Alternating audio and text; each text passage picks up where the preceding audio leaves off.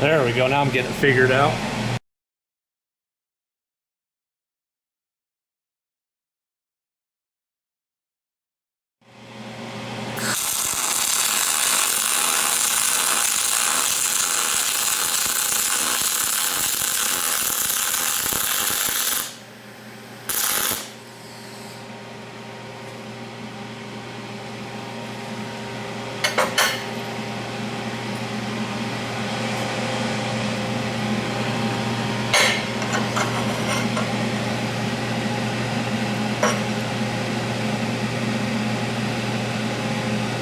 Looks like I got some work to do to figure this thing out. We'll get it.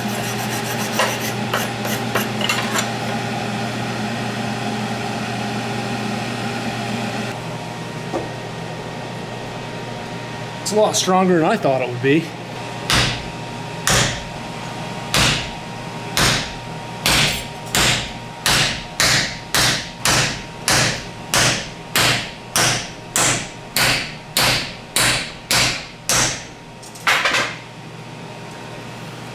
Success. Not pretty, but give it a few more tries.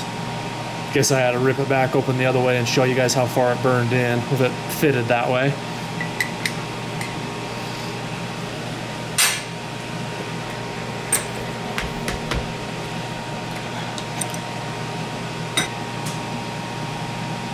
Not so good. I'll give it another go and try to groove this out better. And then the good thing about grooving it out is it makes it thinner, so it'll heat up quicker, fuse in better.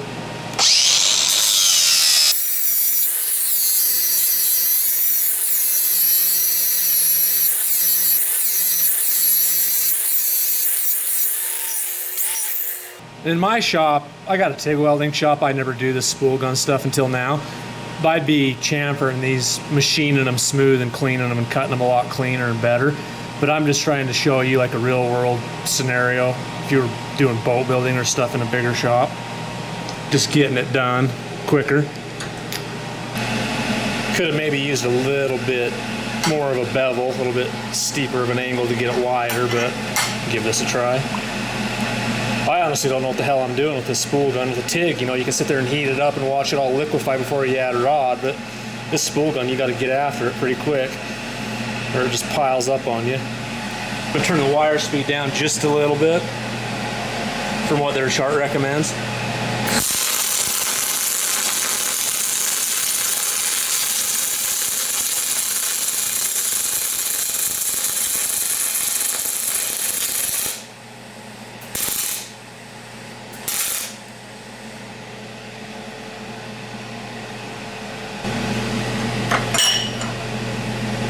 I ran that one without any oscillation on it.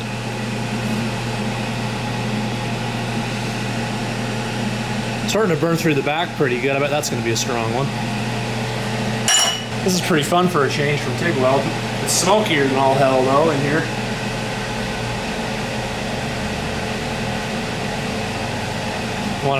You'd want to do this in a bigger shop that was ventilated a little better.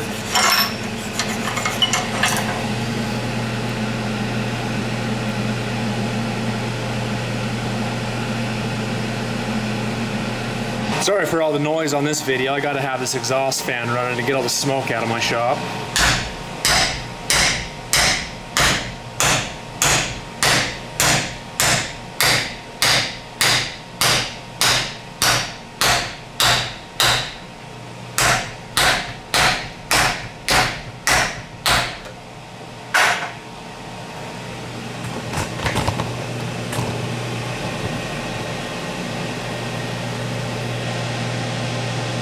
Okay, let's get nitpicky with this. You can see right here at the very start, it started splitting. So I probably should have stayed here a little bit longer and got that hot. And then it's starting to roll and split the part over here, which is good. That means the weld joint's stronger than the metal. You know, because it's a little bit thicker and it penetrated in good. You can see it starting to stretch over here instead. So that's pretty good.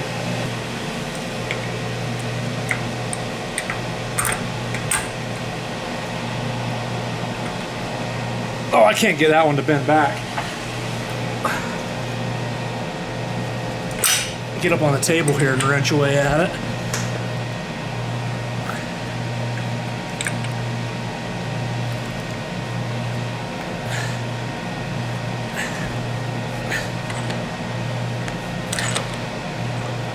Yeah, I can't get it to go. It's good though. See how it's starting to curl out here away from the weld and stretch on the backside of this side? So that's definitely a good strong weld. Like I said, I don't know much of anything about this spool gun weld, and there's a lot of guys out there a heck of a lot better at this than me. I think for like bigger parts, these ones are soaking up heat pretty quick, you know, stabilizing. But a big long part, when it's aluminum, it has really high thermal conductivity, so it pulls all that heat away from the weld into the big part, and it takes a long time to warm up and get you a good weld that'll bite in. So on something like this, I'm just going to try it without preheating, but I think a bigger part, I would get a big, you know, like a oxyacetylene or a rosebud torch, you know, like propane or natural gas, and get at least the first part of the part that you're going to weld nice and hot so it starts fusing in good. That could have been part of the problem with this one I showed you, where it's got that little crack starting too, you know, just a cold part trying to hit it real quick and start welding away.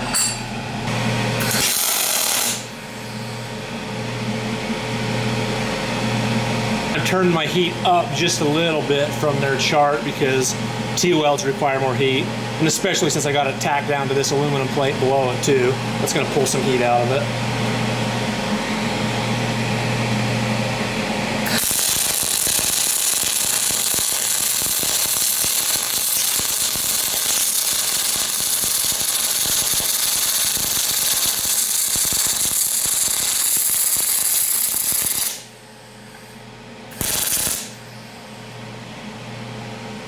You hear that spattering pretty bad. I should have turned the wire up just a little bit too. It was almost burning back into the tip, so I'll do that now.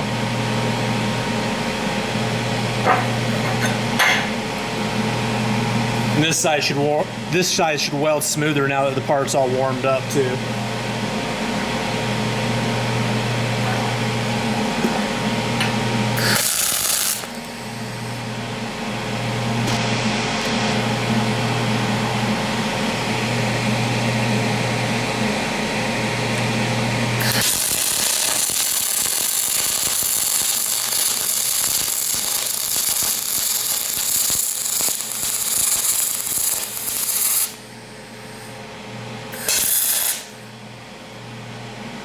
Yeah, that one laid in there nice and flat.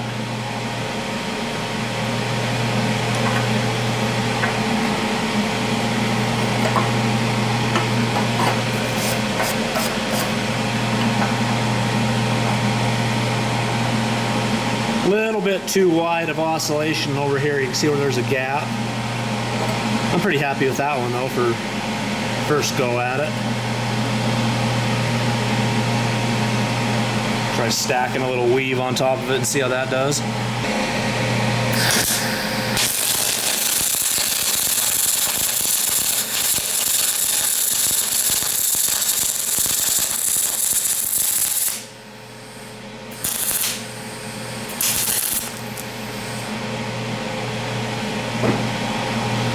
Now I'm noticing already, you got to be really mindful if your weld stops. With as fast and as hot as these guns run, you're going to blow out the part. I watched a few spool gun videos before I got this one, and I noticed that the guys really didn't know what they were doing, and they melded their part about, you know, the last third of it and just let it fall out. So come to the end, and then stand your gun upright more, and give it a second. Be patient with it. Let the end cool down first before you hit it again. Then you can trigger it one or two more times. See how I did that to fill that crater in and keep it build up thick like the rest of the weld.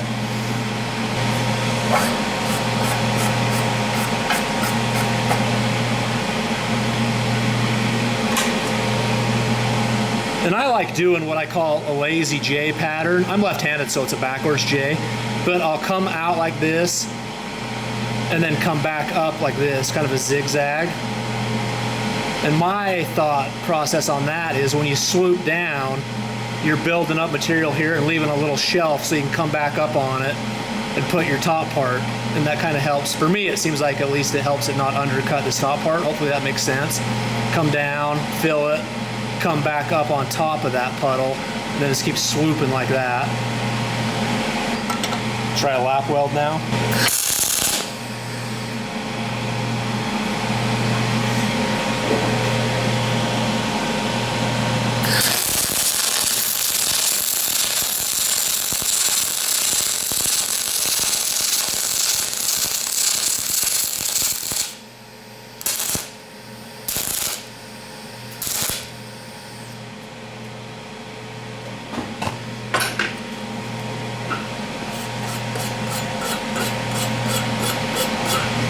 I'm liking this thing, it's pretty fun.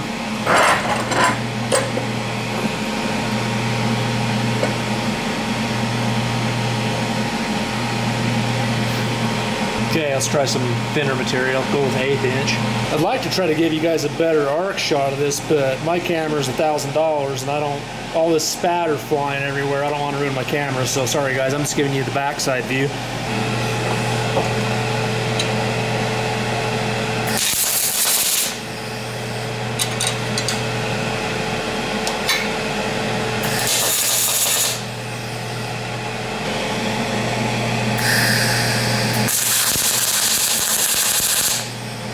Hear that spatter? Turning up the wire speed a little bit.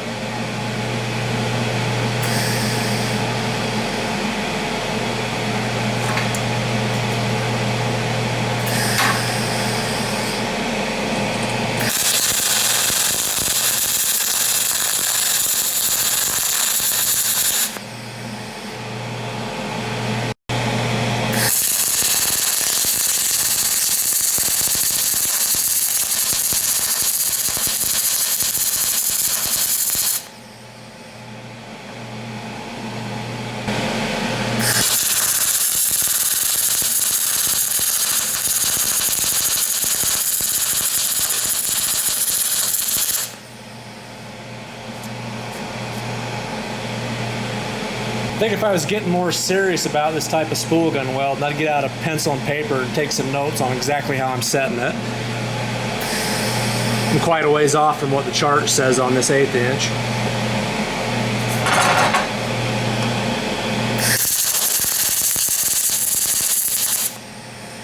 And then don't go all the way to your end or else you'll blow it out on thin stuff like this. Be patient with it. Come back at it and fill it in.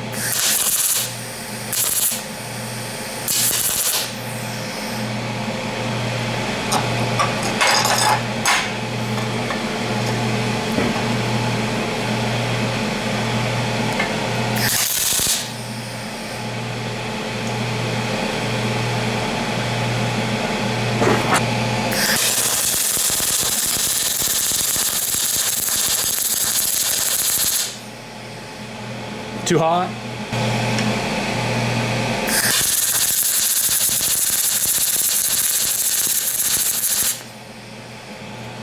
Maybe still a hair too hot?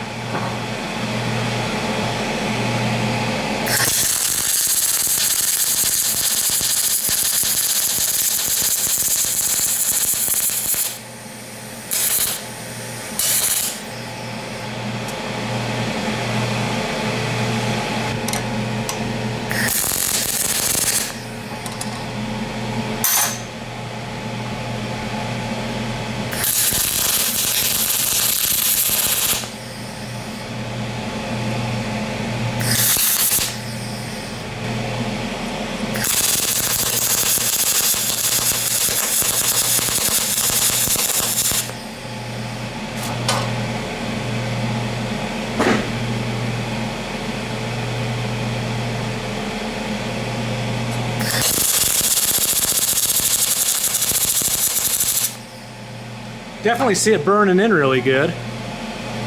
I was kind of worried about that trying out a spool gun. I was afraid you couldn't visually see your penetration, but once the parts are warmed up good, it's pretty easy.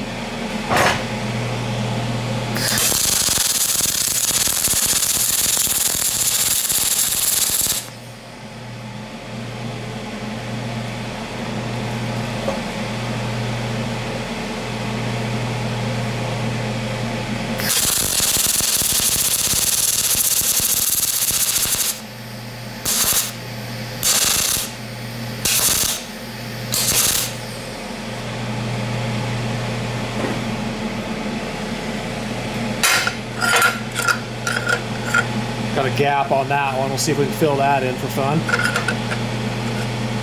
Turn the heat down a little bit.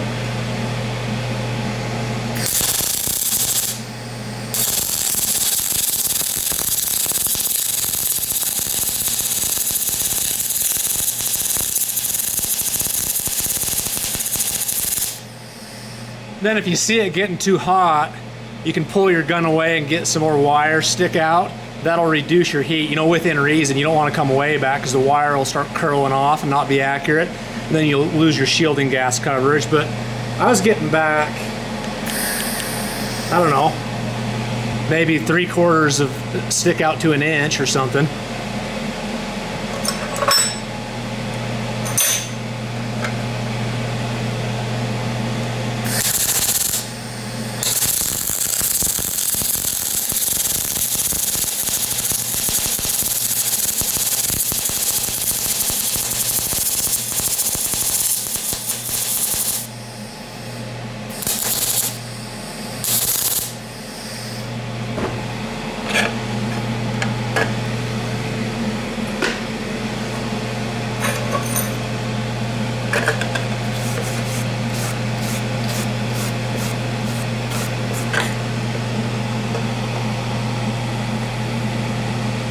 Getting a little better.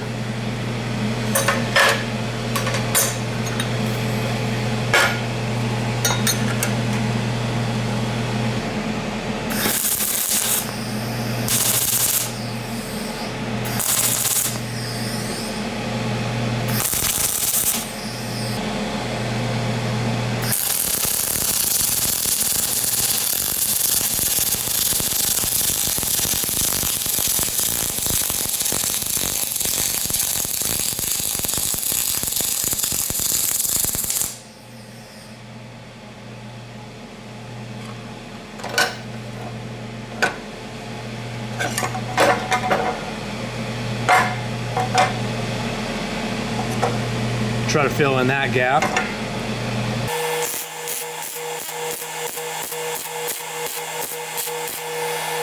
It's kind of weird spotting it like that. It leaves a shinier bead with less ripples, almost like a TIG.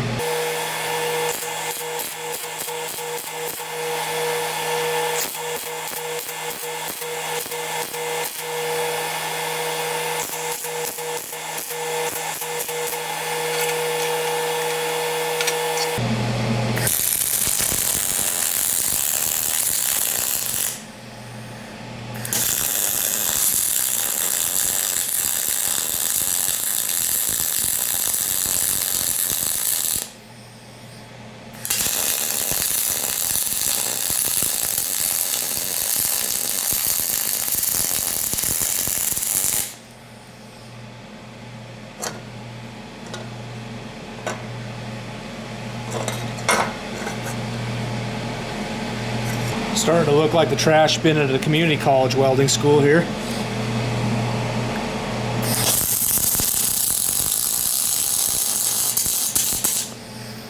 So that started kicking back, so that's too much wire speed. Or not enough heat, one or the other.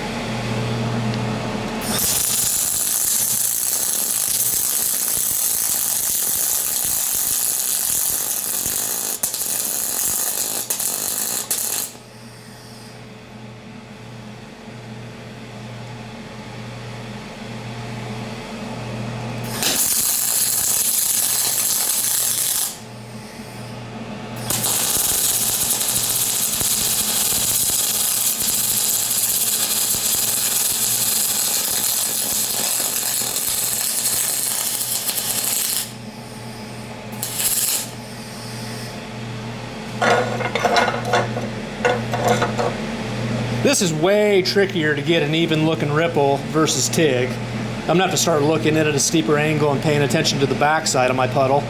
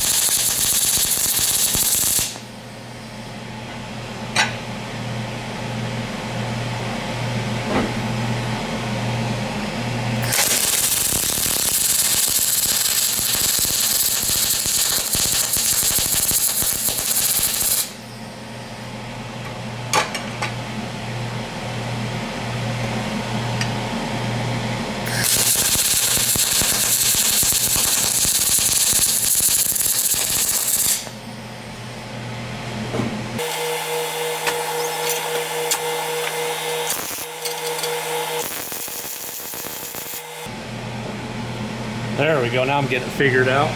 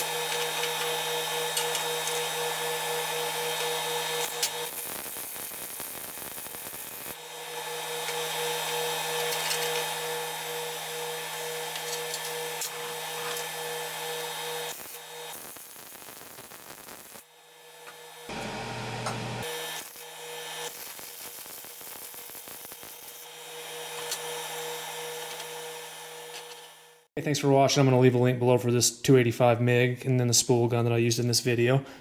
Use the code 6061 on their website to save. Okay, let's sort through this monstrosity and see if we can find some decent looking welds. That lap weld turned out pretty good right there, that bottom one.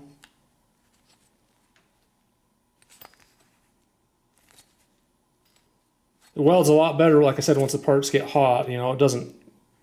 See how that's cold? Really cold right there. It's not fusing in.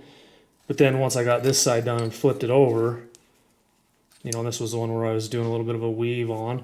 That one was burning in really good. Junk. Junk.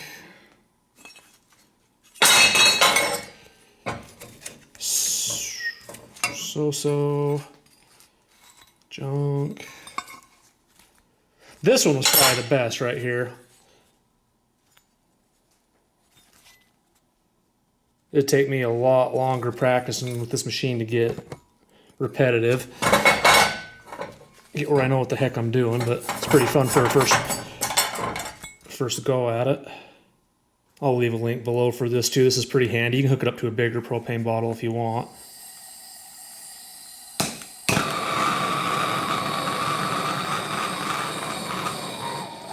I use that to preheat that smaller part earlier in this video. You're going to want something a lot bigger than this though if you're building big parts.